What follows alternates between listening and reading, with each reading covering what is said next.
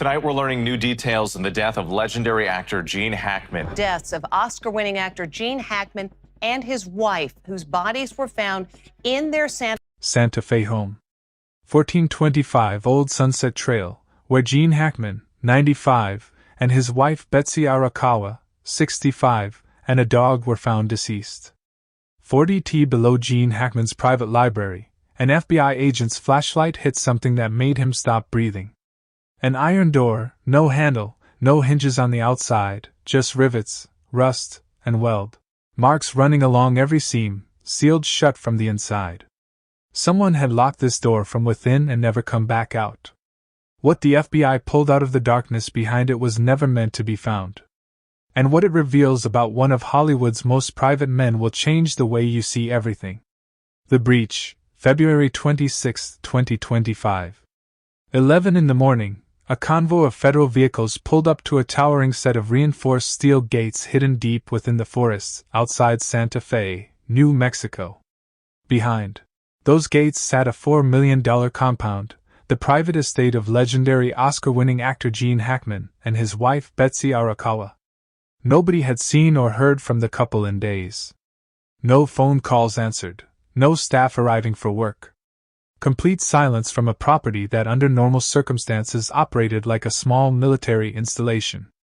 It was a handyman, not family, not a friend, not law enforcement, who finally raised the alarm. He told deputies he believed the couple had died inside. Found inside the mansion alongside their dog. Authorities would later confirm that Betsy had died roughly a week before Gene. Her cause of death, a severe viral infection. His heart failure with contributing factors. Natural causes officially case closed on paper. But the scene didn't match the paperwork. Not even close. Here's the thing. The Santa Fe Sheriff's Department told the public from day one that there were no signs of foul play. Standard language meant to put the story to bed. But in the very same statement, they admitted the scene was suspicious enough to require a full forensic search of the entire property. Pause on that for a second. No foul play, but suspicious enough to bring in federal teams with thermal imaging equipment and forensic specialists. Those two statements don't live in the same world. And that contradiction is exactly where this story splits wide open. And there's more. The timeline itself raises questions nobody has been able to answer. Betsy died a full week before. Gene, 7 days. That means Gone Hackman, a 95-year-old man, was alive in that house with his wife's body for up to a week alone. Tonight, new body camera video revealing the moments after actor Gene Hackman and his wife Betsy were found dead in their Santa Fe home last month. No call for help, no attempt to reach the outside world. What keeps a man silent for 7 days in a house with a dead loved one? Fear, duty, or the knowledge that calling for help would mean letting strangers inside, and strangers would find what was underneath. Now, before this story goes any further, if even half of what investigators found beneath this estate turns out to be verified, this becomes one of the most disturbing discoveries tied to a celebrity death in modern history. If you're not subscribed yet, now is the time. Because what comes next only gets worse. Sources obtain the official search warrant. What authorities documented inside that property goes far beyond a death investigation. Because hidden behind a wall in Hackman's private library, federal agents found something that nobody, not the staff, not the neighbors, not law enforcement, ever knew existed. A tunnel sealed for decades. And whatever was locked inside it, someone had gone to extraordinary lengths to make sure it stayed buried forever. But the tunnel wasn't the worst part. The worst part was what was already waiting at the bottom. The fortress. To understand what the FBI walked into underground, you have to understand what sat above it. Gene Hackman's estate wasn't a home. It was an installation.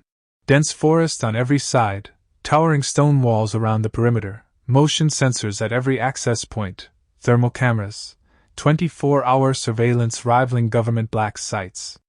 The staff were handpicked, vetted, and bound by legal agreements so tight that not one of them has ever spoken publicly about what went on inside those walls.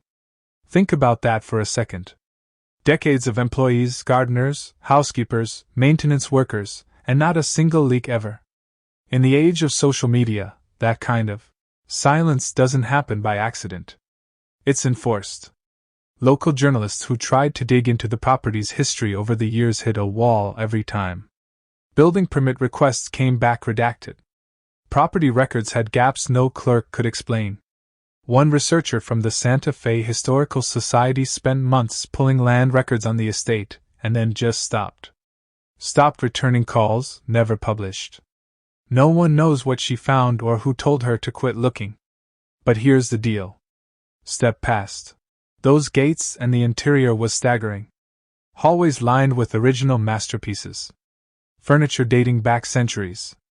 Pieces once owned by European royalty. Chandeliers rumored to have hung in the halls of ancient palaces. Gardens filled with botanical specimens so rare they exist in fewer than a dozen places on Earth. There was speculation that they were killed by carbon monoxide poisoning. Dr. Elena Vasquez, an architectural historian at the University of New Mexico, who later consulted on the property assessment, put it bluntly. I've documented estates all over the Southwest. This one was designed like a museum built inside a military compound. The beauty was real, but so were the countermeasures. That combination doesn't happen unless someone is protecting something specific. She was right. Beneath all that beauty, something else had been waiting for a very long time. Body cam footage released after a judge's rare public ruling shows deputies entering the mansion. The silence is immediate and heavy. But what unsettled agents wasn't the quiet. It was the evidence that someone had been busy in the hours or days before they arrived. Furniture dragged across hardwood floors. Books pulled from shelves and res-tacked wrong. Drawers left ajar. A bedroom safe open and empty. Someone had been tearing through this house, searching for something or hiding it. And then agents walked into the library and everything changed. The descent. Behind a section of wall in Hackman's private library, concealed so precisely you could stand in that room 1,000 times and never notice, agents found a hidden mechanism, not a bookcase on a hinge, not a latch behind a painting. This was an engineered entry point requiring a specific activation sequence. Whoever built it wanted it to be invisible to anyone who didn't already know it was there. Behind it, a narrow passageway. Stone steps descending into total blackness. No light source. No ventilation that they could feel. Just a throat of carved stone dropping straight down into the earth. The agents went down. The temperature dropped with every step. The air thickened, damp, metallic, carrying the taste of rust. Condensation clung to the walls. Their flashlights swept the stone surfaces. And that's when the first wave of unease hit. The walls were covered in deliberate markings, not graffiti, not decoration. Precise inscriptions carved with tools and intention. Some resembling alchemical notation. Others looking like technical blueprints for devices and mechanisms that shouldn't have existed. In whatever era this tunnel was built. One section of wall featured what appeared to be a schematic for a machine with no modern equivalent. Gears, chambers, and conduits arranged in configurations that one forensic technician later described as engineering from nowhere. And get this, the construction itself told a story. Near the library entrance, the stonework was mid-20th century. Clean cuts, industrial material, poured concrete reinforcement. But the deeper the agents went, the rougher the walls became. Hand-carved joints, primitive reinforcement, tool marks consistent with pick and chisel work, not power tools. Marcus Devlin, a structural engineer who reviewed leaked photographs of the passage interior, estimated the deepest sections could be over 100 red years old, possibly much older. This wasn't built by the homeowner, Devlin said. The upper section was renovated, modernized, reinforced, but the core of this tunnel was already here. Hackman moved into it. He inherited it.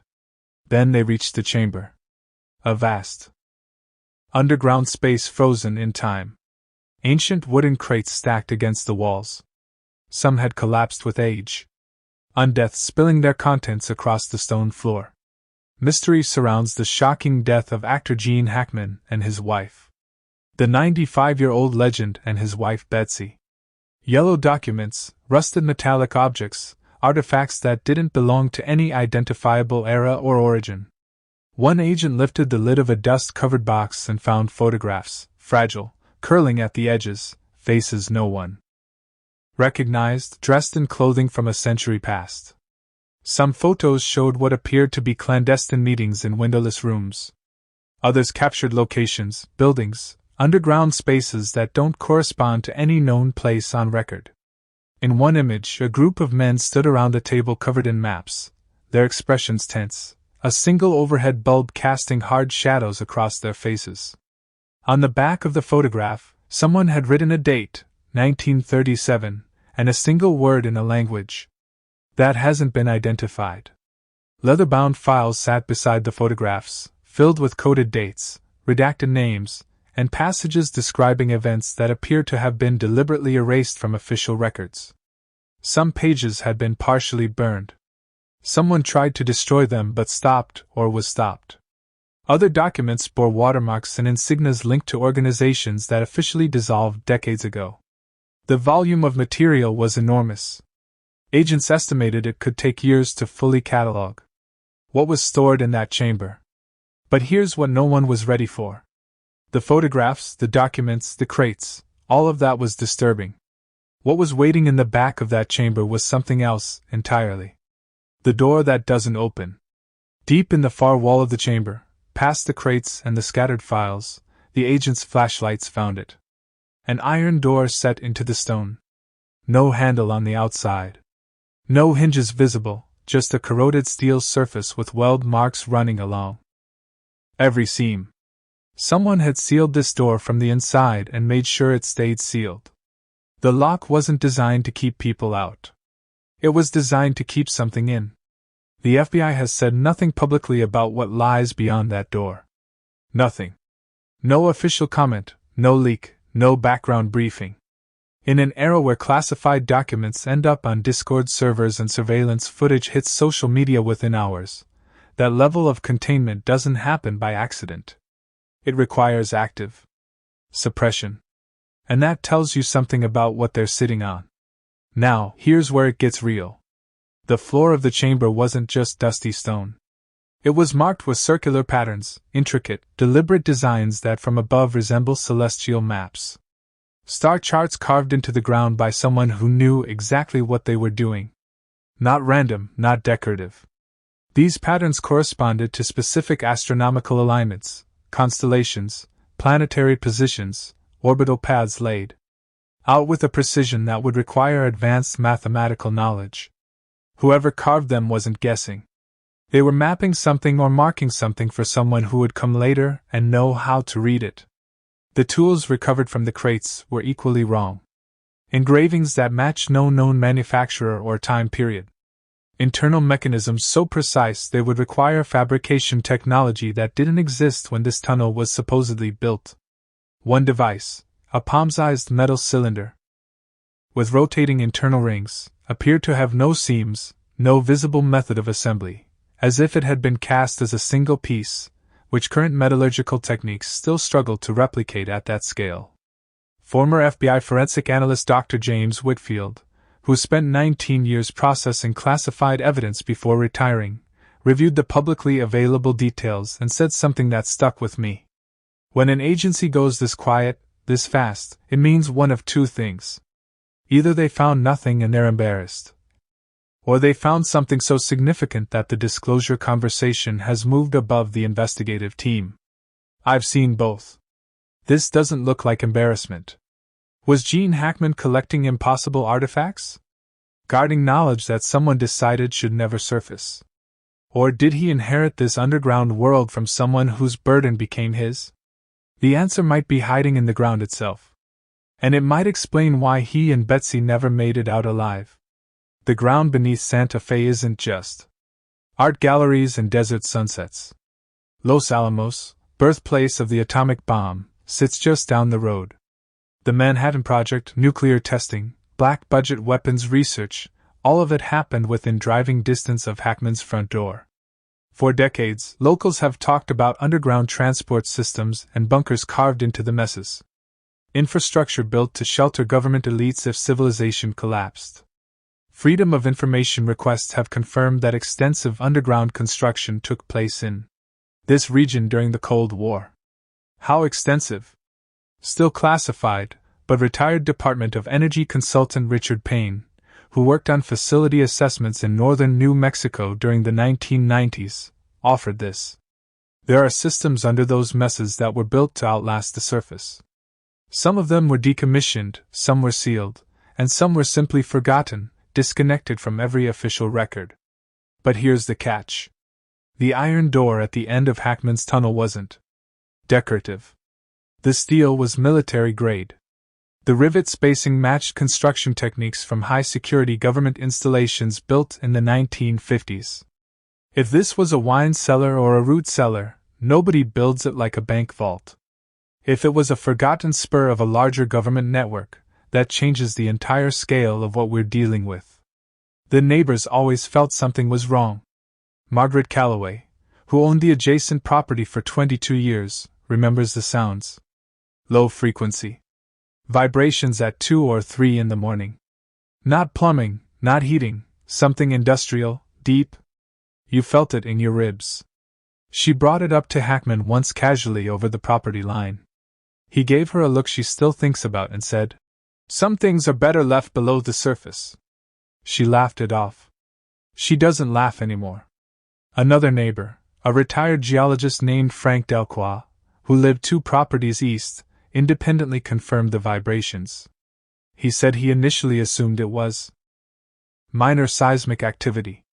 "I even set up a portable seismometer one summer. The readings didn't match any natural pattern. They were rhythmic, mechanical. Something was running down there on a schedule." He filed a noise complaint with the county in 2019. It was never followed up on.